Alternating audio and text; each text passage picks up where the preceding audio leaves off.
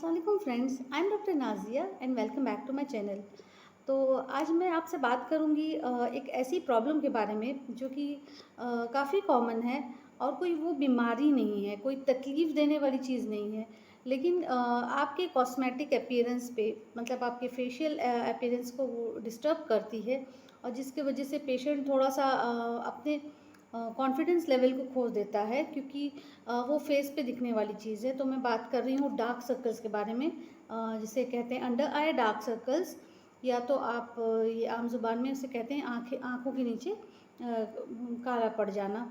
तो ये चीज़ जो होती है वो आजकल बहुत ज़्यादा देखी जा रही है एडल्ट में, यंग में और इवन किड्स में। आजकल तो किड्स में भी बहुत ज़्यादा ये चीज़ देखी जा रही है कि आँखों के नीचे बिल्कुल कोई क्लियर कट रीज़न नहीं है कि कहें कि इस वजह से ये है, लेकिन कुछ फैक्टर्स ऐसे हैं जो इसके अपीयरेंस को कॉज करती है। तो देखते हैं क्या क्या फैक्टर्स है।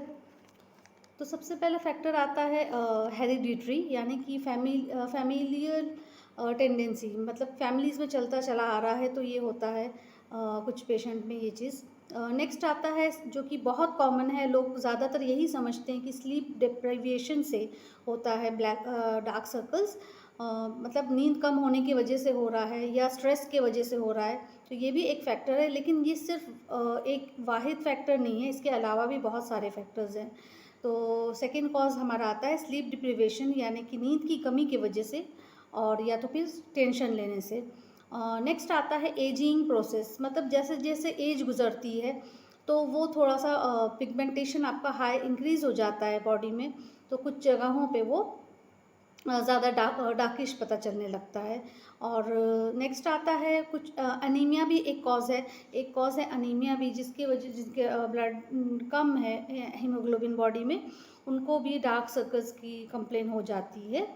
तो ये चीज़ें हैं। नेक्स्ट आता है एलर्जी, कुछ चीज़ों से एलर्जी अगर आपको है, कोई एक्जिमा है, कोई स्किन इन्फेक्शन आपको है, कोई अर्टिकेरिया या कुछ इचिंग इरप्शंस आपकी बॉडी में है, तो उसके वजह से भी, क्योंकि आप बार बार अपनी आई को स्क्रैच करना और इच करना, उसके वजह से वो डार्क सर्कल्स हो सकते हैं।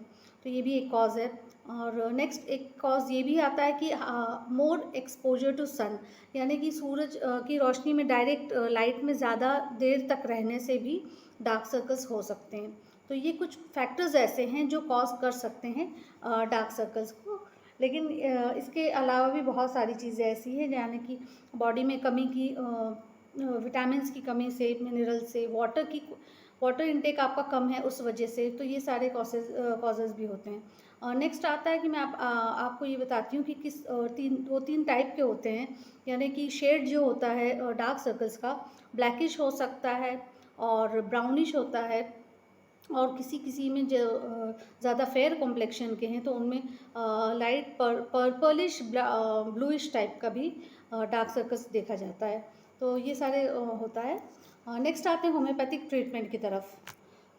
तो होम्योपैथी में ये है कि मेडिसिन जो है उसके साथ साथ आपको अपनी हेल्थ का भी ख्याल करना है, यानी कि कुछ ऐसी चीज़ें जो मैंने आपको कॉजेज़ बताया वो सब अगर चल रही है आपकी लाइफ में तो उस जिन चीज़ों से बचना है। वाटर क्वांटिटी इंक्रीज़ करिए अपनी बॉडी में, वाटर इनटेक ज़्यादा से ज़्यादा लीजिए और डायरेक्ट सनलाइट से बचिए, और कुछ ऐसी केमिकल वाली चीज़ें फेस पे नहीं यूज़ करिए। तो इसके साथ आप होम्योपैथिक मेडिसिन लीजिए। तो पहली होम्योपैथिक मेडिसिन जो सबसे ज़्यादा टॉप मोस्ट मानी जाती है homeopathic medicine under eye circles के लिए, तो वो है फॉस्फोरिक एसिड। तो ये फॉस्फोरिक एसिड जो है ये बहुत ज़्यादा यूज़ होने वाली मेडिसिन है।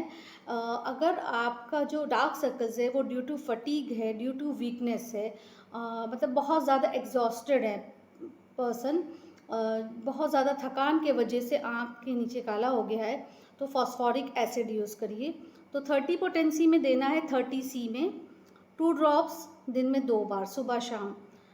तो ये आपको 1 महीने तक लेना है तो आपको असर दिखने लगेगा कि फ़ायदा कर रही है कि नहीं। लेकिन ध्यान रहे कि फॉस्फोरिक एसिड तभी इंडिकेटेड है जब आपको डार्क सर्कल्स ज़्यादा एग्जॉस्शन की वजह से हो गया, ज़्यादा ओवरवर्क की वजह से है, तब ये इंडिकेटेड है। नेक्स्ट मेडिसिन आती है फेरम मेटालिकम।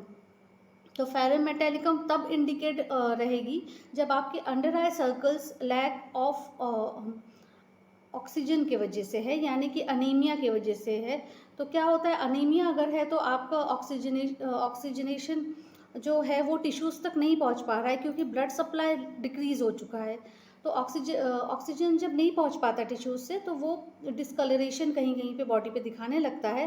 तो जब फेरम मेटालिकम, ये मेडिसिन तभी इंडिकेट करना है जब आपको अनीमिया है, आपका हीमोग्लोबिन लेवल कम है, तो ये इंडिकेटेड रहेगी। इसको भी 30 सी पोटेंसी में लेना है, 2 drops morning, 2 drops at night, और 1 मंथ।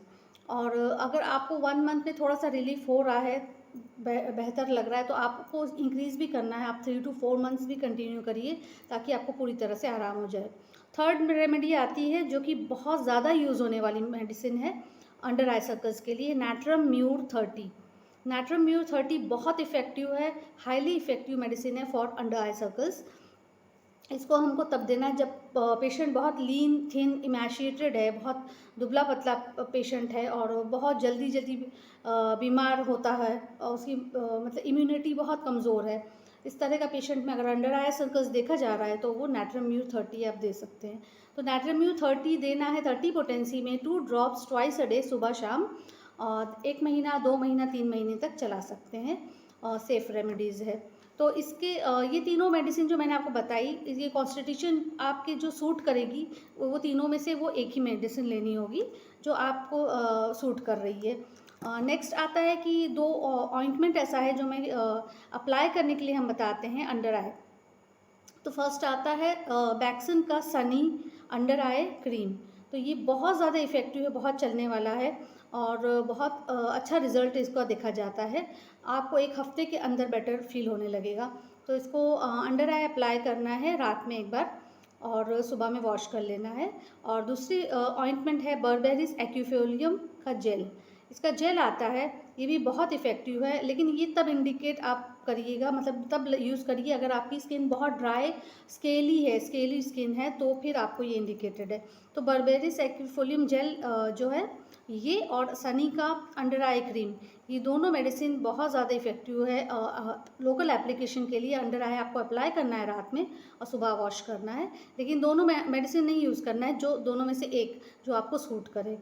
तो ये मेरा आज मैंने सोचा इस पे डिस्कस करती हूँ डार्क सर्कल्स के बारे में, क्योंकि बहुत ज़्यादा इस पे आ रहा था कि इस पे वीडियो बनाऊँ कि आपको कुछ मेडिसिन पता चले होम्योपैथ की।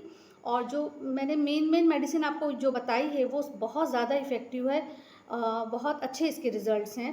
तो आपको अगर ये तकलीफ़ है ये अंडर आई सर्कल्स की, डार्क सर्कल्स की, तो आप ज़रूर ये इसमें से ट्राई करिएगा। होम्योपैथ में बहुत अच्छा इसका रिज़ल्ट है। ठीक है, फिर मिलते हैं जल्द ही नेक्स्ट वीडियो में, और लाइक और शेयर ज़रूर कर दीजिएगा, और ज़्यादा से ज़्यादा शेयर करिए ताकि लोगों तक पहुँचे, और सब्सक्राइब कर दीजिएगा मेरे चैनल को। मिलते हैं नेक्स्ट वीडियो में। Take care, go for homeopathy. Allah हाफिज़।